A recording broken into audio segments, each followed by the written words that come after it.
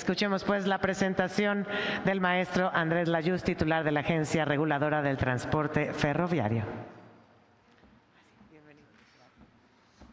Pues, otra vez buenos días a todas y todos.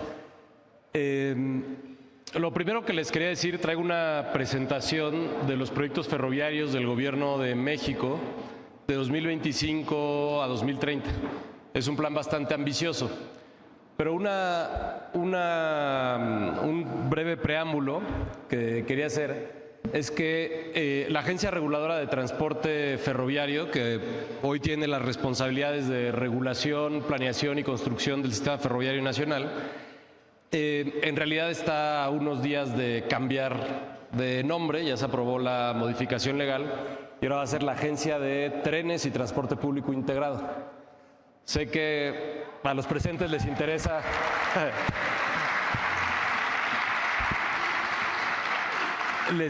el tema de lo de transporte público integrado, porque como saben, la federación siempre, o el gobierno federal siempre ha tenido pocas atribuciones sobre el transporte público. Y siendo respetuosos con las atribuciones que tienen municipios y estados, sin embargo, a partir de la experiencia en diversos estados, la experiencia en la Ciudad de México, un poco la intención es poder usar esa experiencia para asesorar, ayudar, ¿cómo decirlo? Acompañar muchos de los proyectos de transporte público locales. Algunos de estos proyectos tienen presupuesto federal, entonces por razones obvias hay un interés del gobierno federal en que el uso de recursos se haga de la forma correcta, pero incluso recientemente, en los últimos meses, hemos estado recibiendo autoridades locales que tienen sus propios proyectos y simplemente es la duda de, oye, ¿cómo suena esto? ¿Qué se puede hacer? ¿Cuáles son los pasos que deberíamos de seguir? Y pues en conjunto se van ahí trabajando ideas y tratando de siempre hacer los mejores proyectos posibles. Sin embargo, la mayor parte del tiempo, la verdad, de la agencia en este momento está dedicada a los proyectos ferroviarios, que pese a ser proyectos ferroviarios y que son transporte colectivo por definición, también tienen un vínculo de transporte público local que ahorita es parte de lo que les contaré. Bueno, entonces, como ustedes saben, desde la administración pasada hubo una recuperación de los trenes de pasajeros que ha sido muy importante, porque realmente lo que se hizo en el Tren Maya fue una hazaña. Pocas personas creían que se podía poner en servicio un servicio de trenes de pasajeros con las características con las que tiene el Tren Maya en 1.500 kilómetros. Y eso no solo fue que el Tren Maya se puso en servicio y el tren interoceánico con un modelo un poco distinto, en donde se comparten las vías con carga, sino que demostró que en nuestro país podíamos volver a hacer trenes de pasajeros y proyectos ferroviarios regionales y de gran alcance, cosa que si uno ve la discusión pública sobre movilidad o sobre transporte, era casi en automático que decía, bueno, no, trenes no se pueden construir en nuestro país. Bueno, pues trenes sí se pueden construir en nuestro país y es el trabajo el que estamos haciendo. El plan, y insisto, es un plan muy ambicioso, es trazar dos grandes líneas de trenes de pasajeros que tienen en un origen la Ciudad de México y en el otro Nuevo Laredo y Nogales. Esto permite la conexión del centro y norte del país, del lado del Pacífico y del lado del Golfo de México, y adicionalmente la conexión hasta Pachuca, más en un servicio con características de un servicio interurbano. La razón por la cual está dividido en fases es porque es tan grande el proyecto que las fases están elegidas en términos de aquellos trazos o esos tramos de los trazos que son, digamos, el orden de prioridad está dividido por lo que consideramos que es sustantivamente operativo. Es decir, aquellos lugares donde en los estudios preliminares de demanda sabíamos que hay demanda. ¿Qué características tienen estos tramos? AIFA Pachuca es relativamente evidente para quienes vivimos en la Ciudad de México. Realmente el estado de Hidalgo es parte de la zona metropolitana del Valle de México y la vida de muchas personas en Tizayuca y en Pachuca es una vida que cotidianamente sucede en la Ciudad de México, ya sea por razones de estudio o trabajo. En el caso de Ciudad de México-Querétaro, que es lo que llevamos esperando muchas décadas de tener un tren a Querétaro. Es una relación menos intensa, pero también es una relación cotidiana económica, no de todos los días, pero sí digamos de todas las semanas. Y después, cuando ven en el orden de prioridades, tenemos, así como si brincáramos radicalmente hasta el norte, Saltillo, Nuevo Laredo. Y entonces aquí está la lógica que explica también lo de Querétaro, Irapuato, Querétaro, San Luis, Irapuato, Guadalajara, y así en ese orden. Y es que si ustedes ven las zonas metropolitanas del centro y norte del país, todas están conectadas por carreteras federales y por carreteras de cuotas. Todas esas carreteras hoy tienen un grado muy importante de saturación, y los recorridos que uno, tal vez por la inercia del tiempo, está acostumbrado a decir que se hacen en 2 horas, pues en realidad no se hacen en 2 horas, se hacen en 3 horas y media y en 4 horas. Estoy hablando simplemente del viaje Ciudad de México-Querétaro. Uno se acuerda, hace 20 años era muy distinto el recorrido en carretera Ciudad de México-Querétaro que lo que es hoy. O, por ejemplo, uno que tal vez es menos visible desde la Ciudad de México, que es la relación entre Saltillo, Ramos Arizpe y Monterrey, que en los hechos es una zona metropolitana en donde tienes zonas industriales, tienes zonas habitacionales y tienes una gran ciudad como es Monterrey y los municipios aledaños a Monterrey. O incluso en el caso del Bajío. Si ustedes ven el Bajío, es como una zona metropolitana con una forma un poquito rara, porque vas Querétaro, Celaya, Salamanca, Irapuato, Silao, León. Pero también, si ves la forma de esa zona metropolitana, pues da la enorme casualidad que hay una vía férrea que la cruza por el centro. Y es que en realidad esas ciudades, que eran, digamos, pueblos originalmente, fueron creciendo de forma importante precisamente porque tenían una vía que los cruzaba por en medio. Y eso es lo que ha generado que ahí sí la relación cotidiana, insisto, sea de todos los días. Hay personas que viven en Celaya, pero trabajan en Silao o incluso en San Juan del Río. ¿Cuáles son las características del servicio como se están pensando? O bueno, como se están ya diseñando y en algunos casos construyendo. Ahorita les digo por qué ya estamos construyendo. Son vías dedicadas. Es decir, son vías dedicadas para pasajeros. Esos trazos que ustedes vieron, si conocen la red ferroviaria de carga, pues es básicamente igual que el trazo de carga. Sin embargo, lo que estamos haciendo es construir vías paralelas a las vías de carga, de tal forma que nos permite hacer el uso más eficiente posible del derecho de vía ya existente. Nominalmente, el derecho de vía que existía es de 30 metros. Hoy hay una vía de carga, en muchos casos una vía solita, que ocupará tal vez 8 metros con todo y su plataforma. Quiere decir que el resto del espacio lo podemos usar. Eso nos permite avanzar relativamente rápido en términos de tener tramo de construcción, pero no solo eso. Parte de las dificultades de construir carreteras o vías férreas es que cuando tienes que adquirir derecho de vía muchas veces pues cruzas campo agreste. Dices, bueno, pues es campo, no es tan complicado como las ciudades. Pues tampoco es tan fácil, y la razón es que si en una zona agrícola tú metes una vía que después la gente no puede cruzar, lo que acabas de hacer es dividir un terreno en dos, en donde necesitas tener después infraestructura para cruzar y llegar de un lado de tu terreno al otro. ¿Qué es lo que permite usar el derecho de vía de la vía existente? Pues que son cruces o digamos divisiones que llevan existiendo en algunos casos más de 100 años. Después estamos diseñando las características de la vía para velocidades máximas de entre 160 y 200 kilómetros por hora. ¿Por qué velocidades máximas de entre 160 y 200 kilómetros por hora? Dice que la velocidad máxima es así como a todo el mundo le encanta la nota de trenes de 900 kilómetros por hora. Sí, es muy padre tener trenes muy rápidos, pero la verdad los tiempos de recorrido es lo que nos importa. Y también tenemos que reconocer las características orográficas de nuestro país. Somos uno de los países, si no es que el país con mayor rugosidad en su territorio, rugosidad orográfica. Entonces, queremos poder ir a las velocidades máximas que nos permita la orografía, y justamente en aquellos lugares donde tenemos tramos largos y planos, poder aprovechar esas velocidades máximas para reducir tiempos. En el mapa yo les mostraba, por ejemplo, San Luis Potosí, Saltillo. Quien ha estado por ahí, pues es una zona de desierto muy amplia.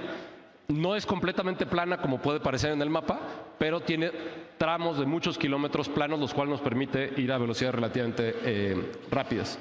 En términos de tracción, en el caso de AIFA Pachuca, como les decía, es un servicio interurbano con las características muy parecidas al tren que se está construyendo al AIFA y al que existe hoy de Buenavista a Cuautitlán. Por lo tanto, la tracción es eléctrica, va con catenaria, etcétera. Pero el resto de los trenes son con diésel eléctrico. Esto es importante también. Hay como una idea de que los trenes siempre deben de ser eléctricos por definición. así como, bueno, depende de la demanda que tengas, de la cantidad de trenes que vas a mover, a la velocidad a la que los vas a mover y las distancias en las que los vas a mover. Realmente hay muy pocos sistemas en un solo país eléctricos con catenaria continua en tantos kilómetros, a menos de que sean de muy alta velocidad para mover muchas personas, ¿no? Y después tenemos más o menos identificados 3 características de estaciones, y digo más o menos porque puede variar según los estudios de demanda, pero a grandes rasgos vamos a tener estaciones terminales, estos son más o menos las imágenes de objetivo, estaciones intermedias y estaciones de baja demanda. En todos los casos, parte del diseño de las estaciones está considerando la integración de transporte público. Ahí, justo retomando mucho de la experiencia de la Ciudad de México, de integración del sistema de transporte, es decir, cómo le haces para que muchos servicios lleguen a un solo lugar, eso es lo que se está considerando en todos los casos, en particular en terminales. Por darles un ejemplo, en el caso de Pachuca, tenemos 2 puntos de contacto con el Tuzobús. Y pues claro, ¿qué es lo que es importante para la gente de Pachuca? Que te puedas subir en un tren que va a la Ciudad de México, pero que cuando llegues a Pachuca tengas una forma de conectarte desde las estaciones principales al resto de la ciudad. ¿Cómo estamos trabajando? Empezamos realmente hace un año, les diría poco más de un año, unos 15 días antes de hace un año.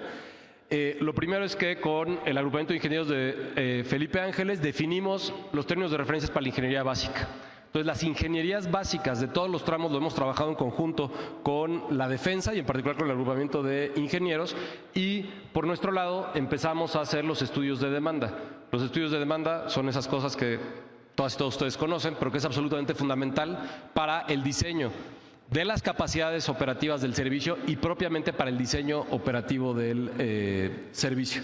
En términos de construcción, la forma en que también tenemos distribuido el trabajo es que la defensa directamente está en la construcción de AIFA Pachuca y de Ciudad de México Querétaro, y hemos estado en estos últimos meses en un proceso de licitación y ya con inicio de construcción en los tramos de Querétaro, Irapuato y de Saltillo, Monterrey y Nuevo Laredo. Para poder ejecutar obras de esta magnitud, ustedes saben que no es así como que la agencia o la defensa llegan y dicen vamos a construir aquí un tren y empezamos a construir. Se instaló un gabinete ferroviario desde hace un año en donde todas estas instancias participan cotidianamente, son reuniones semanales donde todo el mundo tiene que estar al tanto de todo, porque como saben hay todo tipo de interferencias, necesidades y adecuaciones que se tienen que hacer según las distintas perspectivas que requiere un proyecto, desde temas ambientales, temas de infraestructura eléctrica o infraestructura de gas y petróleo que cruza la infraestructura ferroviaria. En el México Pachuca, aquí ya iniciamos la obra desde abril de este año. Ahorita estas columnas que ven son las columnas de donde se va a hacer la separación entre el servicio que entra al AIFA y el servicio que se va a Pachuca. Está claro que una cosa es querer ir al aeropuerto y otra cosa es querer ir a Pachuca. Entonces, un poco la forma en la que está pensado es que si vas a Pachuca no tengas que pasar por el aeropuerto, ¿no? Porque no hay necesariamente una necesidad y que puedas tener un servicio directo a Pachuca, pero también, por supuesto, si estás en Buenavista o si estás en Pachuca y quieres ir a la AIFA, exista el servicio. Aquí es donde se hace el desplante de un viaducto y se mueve hacia un lado para darle la vuelta al aeropuerto. En el resto del trazo se usan exactamente las mismas vías del servicio que está ya por terminar la construcción. Hemos llevado todo el trabajo previo a cabo desde relativamente temprano para no tener, digamos, después problemas en obra. Están consideradas la estación que llamamos Jaltocan 2, porque Jaltocan 1 es del servicio al AIFA, Jaltocan 2 es donde sucede la conexión, digamos, a quien quisiera hacer ese transbordo, aunque no es necesario ese transbordo por definición. Y después tenemos definidos paraderos. Los paraderos son aquellos lugares en donde sí hay una población que tiene demanda, pero que la demanda es muy reducida, lo cual nos permitirá tener servicios que no todos tienen que hacer las paradas en todas las estaciones, pero que habrá algunos que sí hagan la parada en todas las estaciones. Entonces va a haber recorridos que tomen un poco más de tiempo y recorridos que sean algo así como un servicio express. En los estudios de demanda, la demanda estimada son 107,000 pasajeros diarios. En el caso del tren Ciudad de México Querétaro, igual aquí parte de los temas que son complejos. Como ven, ahí está el derecho de vía, digamos, ahí están las 2 vías de carga existente y justo está la maquinaria en el espacio del derecho de vía que existía, que estamos usando para construir la plataforma, y eso no quita que en algunos lugares necesitemos unos metros más de terreno agrícola o terreno que existe. Muchos en este trazo son ejidales, por eso se llevaron a cabo muchísimas asambleas ejidales y comunales. De hecho, seguimos en algunos tramos en ese proceso, pero la mayor parte del trazo tiene terreno disponible para trabajar. En Querétaro, Irapuato, aquí, ahí está, ya apareció también la foto. Aquí el proceso es un poco distinto porque esto es de los tramos que licitamos. En el caso de Querétaro y Irapuato, hicimos 2 tramos de licitación, y la licitación incluye, y ahorita lo voy a mostrar, la elaboración del proyecto ejecutivo, porque lo estamos haciendo con empresas privadas. Se les entregó una ingeniería básica y a partir de ahí empieza la elaboración del proyecto ejecutivo, que es un proyecto integral en donde va de la mano, conforme se va entregando, digamos, por pedacito el proyecto ejecutivo, se va avanzando en la obra. Esto iniciamos las obras a Paseo El Grande hace más o menos un mes. Saltillo, Nuevo Laredo, igual, ya empezamos trabajos y levantamientos con las empresas que están contratadas. Aquí ya hemos fallado 4 tramos. Es muy largo el recorrido total. Estas son las estaciones principales. Como les decía, Derramadero, si ustedes, no sé quién conozca esa zona del país, pero Derramadero es una zona industrial gigantesca que no tiene vivienda y que básicamente todo mundo que trabaja en Derramadero vive en Saltillo. Todos los días, si ustedes van en la carretera de Saltillo a Derramadero, lo que ven es una fila de autobuses de personal, de transporte de personal a 4 kilómetros por hora, porque está saturada la totalidad de la carretera. O sea, todos los kilómetros que existen entre Derramadero y Saltillo es una fila continua. No hay espacios vacíos desde las 5 de la mañana hasta como las 7 y cacho de la mañana. Entonces, por eso, para nosotros resultaba muy obvio que esa conexión es una conexión regional que con un transporte colectivo más eficiente, como es un tren, puede dar un buen servicio. Los procesos de licitación en el Querétaro y Irapuato son 108 kilómetros de vía. Saltillo, Nuevo Laredo son 394 kilómetros. También ya hicimos la licitación y ya se adquirieron y están en proceso de fabricación los primeros 15 trenes que son para cubrir el servicio a Pachuca. Son trenes eléctricos y estamos ahorita ya en el proceso de licitación de 47 trenes que se van a usar para los servicios en el resto del país. Estos son los tramos, les decía, ya están adjudicados a distintas empresas. Lo importante aquí es, y este es otra vez en el mayor interés de la comunidad que conoce de la movilidad, es la zona metropolitana de Monterrey. Entonces, si ustedes ven, desde Coahuila hasta García ya estamos iniciando construcción. Desde el norte de Monterrey hasta Nuevo Laredo también ya tenemos, y el último fallo fue hoy es el lunes, fue el lunes. Y estamos por sacar ya en un par de semanas la licitación del tramo de Monterrey. El tramo de Monterrey es mucho más complejo que los demás tramos, pues porque hay una ciudad muy grande en medio, y la vía de carga va en espacios relativamente reducidos, lo cual nos requiere usar estructuras elevadas, no en todo el tramo, pero en una buena parte del tramo. En el caso de Querétaro, desde la Ciudad de México hasta Irapuato, les decía, el primer tramo lo está construyendo la Defensa, pero justamente tuvimos el fallo también el lunes. Era un tramo de 30 kilómetros y era un tramo de 70 kilómetros que también ya adjudicamos, y nos falta nada más la llegada a Irapuato, en donde también le dedicamos más tiempo a la ingeniería para poder resolver bien la entrada al centro de la ciudad. ¿En qué consisten las licitaciones? Tenemos que en la licitación se contrata que las propias empresas hagan proyecto ejecutivo, hagan la construcción y hagan las pruebas y puesta en servicio. Estas no son las únicas licitaciones. En fin, estos son más detalles de las características de los trenes, etcétera. Ya me estoy comiendo el tiempo. Una cosa muy importante, y ahorita veían, voy a regresar en el mapa, es lo que les decía de los centros de las ciudades. En todas estas ciudades, excepto en el caso de Salamanca, estamos considerando que las estaciones estén en el centro de la ciudad. Eso consideramos que es absolutamente fundamental.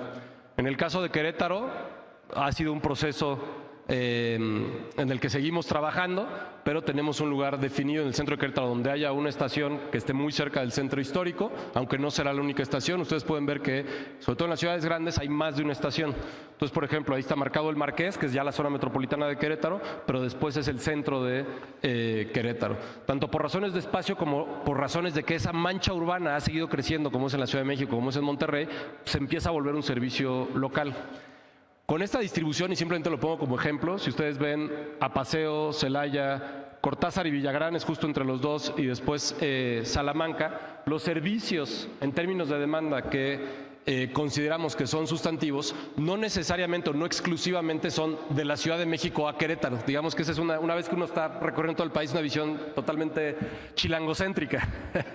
Probablemente una parte del servicio sustantivo más importante sea San Juan del Río, Celaya, Querétaro, Silao, etcétera, ¿no? Por eso es tan importante estar en las zonas centrales de las ciudades. En el caso de Celaya, estamos aprovechando que sí se hizo un libramiento ferroviario que está ya, acaba de terminar una parte de ese libramiento ferroviario y se va a hacer otro para la vía de Kansas, que nos permite entrar por el centro de Celaya con la vía de pasajeros exclusivamente y que ya quede la carga fuera.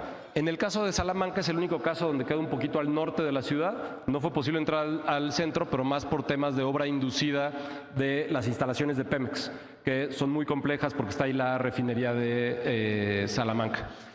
En este tramo tenemos calculado que tendremos alrededor de 46,000 pasajeros al día. Entonces, para un recorrido de larga distancia, un servicio regional, son otras magnitudes que cuando estamos hablando interno a las ciudades, pero es una demanda sustantiva y eso es precisamente lo que estamos buscando con estos proyectos, que sí puedan sustituir viajes. Tal vez no les va a gustar a muchos aquí, pero muchos de los viajes que se hacen en autobús, que creemos que se pueden y se deben hacer en trenes, es una forma mucho más eficiente para moverse, más cómoda para los usuarios, les da certidumbre sobre los tiempos que las carreteras muchas veces no pueden dar, ¿no? Y también sabemos que hay una parte de la demanda que puede venir de usuarios de automóvil, aunque la expectativa o digamos no se compite necesariamente con el automóvil, pero sí sabemos que la demanda principal es el autobús y tal vez en algunos casos de recorridos un poquito más largos, como es el caso de Guadalajara, con los aviones. Entonces, bueno, pues muchas gracias a todas y todos por su tiempo y espero haber sido suficientemente claro. Gracias.